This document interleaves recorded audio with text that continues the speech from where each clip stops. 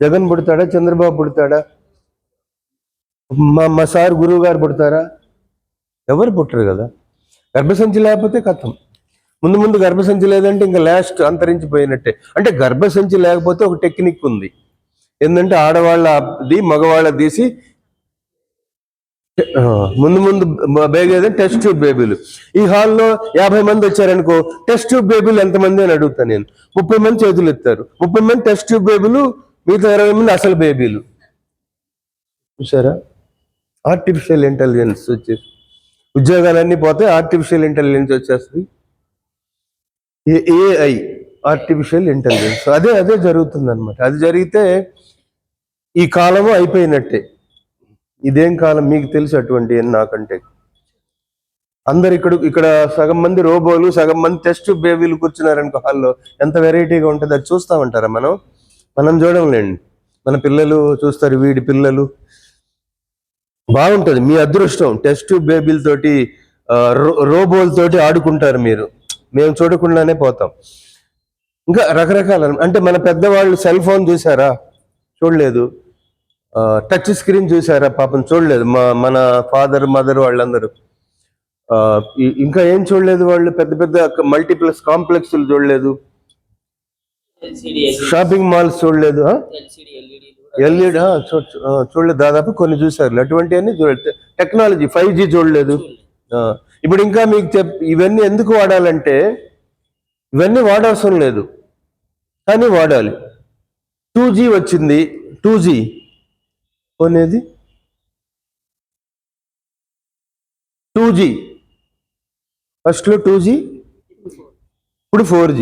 2G వచ్చింది. Cancer second stage cancer 2G వాడితే second stage cancer, 3G third stage cancer, 4G fourth stage cancer. ఇప్పుడేమొచ్చింది? నువ్వెక్కడ జీ, fast అయిపోయింది. ఇంకేముంది?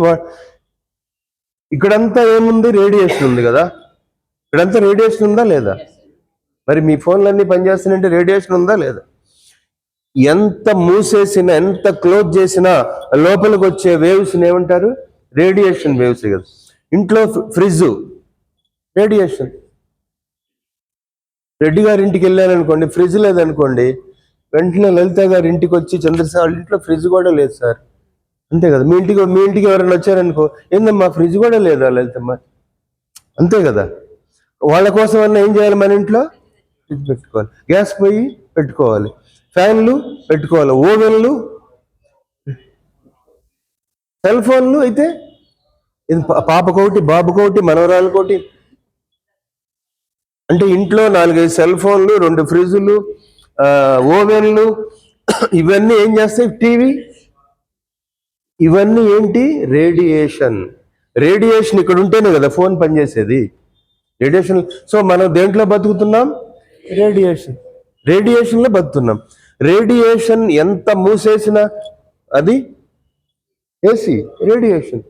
సో ఎంత మూసేసినా మన బాడీలో, ఫోన్ మాట్లాడుతున్నామంటే చెవు దాకా వచ్చిందంటే రేడియేషన్ మన బాడీలోకి వచ్చినట్టే కదా. కంపల్సరీగా వాడాల్సిందే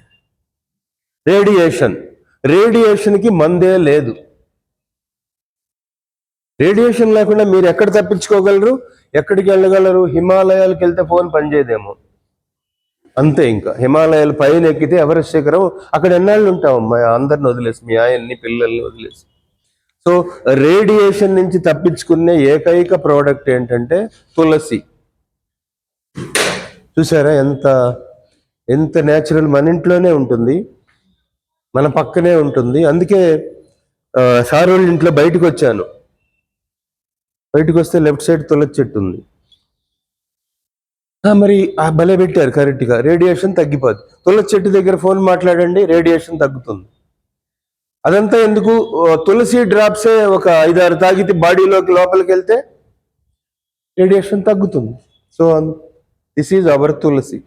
రోజు మార్నింగ్ మీ ఇష్టం వచ్చినప్పుడు తీసుకోండి తులసి. రేడియేషన్ ఎక్కువైతే ఏముంది? Suppose cancer. ఇప్పుడు క్యాన్సర్ వచ్చిందంటే రేడియేషన్ వల్లనే వస్తుంది. కానీ అదే క్యాన్సర్ గడ్డని కాల్చాలంటే మళ్ళీ రేడియేషన్ వాడాలి,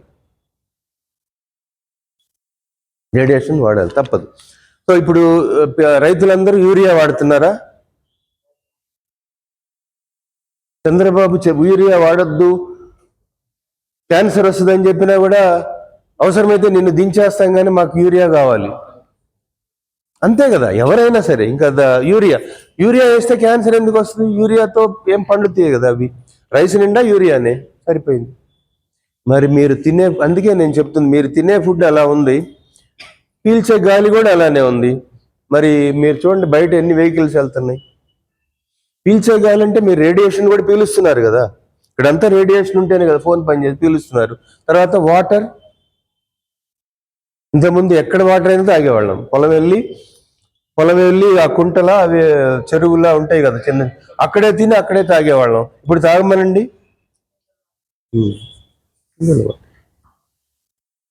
నేనే తాగను.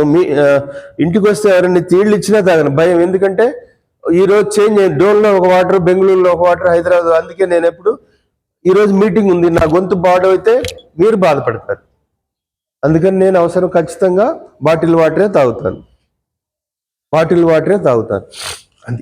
సో కంపల్సరీగా మీరు తులసి వాడాల్సిందే. రేడియేషన్లో ఉన్నారంటే తులసి వాడాలి. తులసి ఎందుకు వాడాలి? అవును, తులసి వాడొద్దు, ఫోన్ కూడా వాడొద్దు. ఫోన్ వాడకుండా ఉంటారా?